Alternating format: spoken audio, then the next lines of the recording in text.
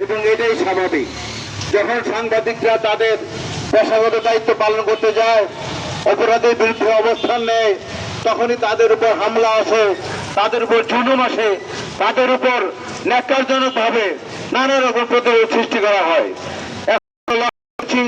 বর্তমান এই সময়ে দেশে যখন একটি শান্তিপূর্ণ সরকার বিরাজ করছেন, তখনই সাংবাদিকদের টার্গেট করা হচ্ছে।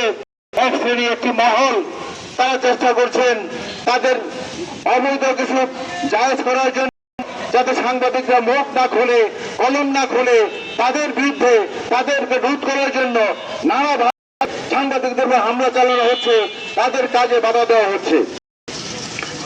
আমরা প্রশ্ন করতে চাই, প্রায় 24 ঘন্টা হয়েছে যে দলের অনুষ্ঠানে সাংবাদিকরা আক্রান্ত হয়েছে, সেই দলের পক্ষ থেকে কোনো ব্যবস্থা নেওয়া হয়েছে কিনা? আমরা কোনো ব্যবস্থা নেওয়া হয়নি। তাহলে দল কি ব্যবস্থা নিয়ে? দলের পক্ষ থেকে যে বার্তা দেওয়া হয়েছিল, যারা হামলাকারী তাদেরকে করা হবে, বিচার করা হবে, তাদের দলের পক্ষ থেকে ব্যবস্থা নেওয়া হবে, তাও কিছু করা হয়নি। তাহলে মিথ্যা আশ্বাস কেন দেবেন?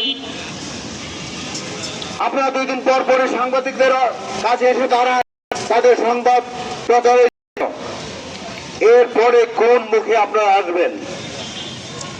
সাংবাদিকদের ডেকে নিয়ে লাঞ্ছিত করবেন, অপমান করবেন, মারবেন, আহত করবেন, তাদের সংবাদ জন্য বিষয়। ভবিষ্যতের জন্য আমরা সাংবাদিকদের এগুলো মনে রাখবো, যাতে আমাদের প্রয়োজনে আমরা ঐক্যবদ্ধ থেকে আমাদের পক্ষে যারা, আমাদের বিপক্ষে যারা অবস্থান নেবে, তাদেরকে যাতে আমরা প্রতিরোধ করতে পারি, সেই দিক বিবেচনা করে আমাদের ঐক্যবদ্ধ থাকতে হবে। এবং আগামী বছর আমরা পরস্পরের সাথে ঐক্যবদ্ধ থেকে ওই দুষ্কৃতিকারীদের আমরা প্রতিহত করব। মানসিকতা আমাদের সৃষ্টি করতে হবে।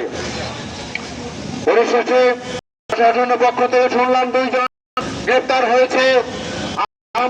হামলাকারী আমরা জানি না, এবং যাদের নাম বিভিন্নভাবে উল্লেখ হয়েছে তাদেরকে গ্রেপ্তার করুন, বিচারে আওতায় আনুন, এবং স্বাধীন সাংবাদিকতা করার জন্য সাংবাদিকদের পরিবেশ সৃষ্টি করুন। এটা আমার প্রত্যাশা। এই বলে আমি সবাইকে ধন্যবাদ জানিয়ে আমার বক্তব্য শেষ।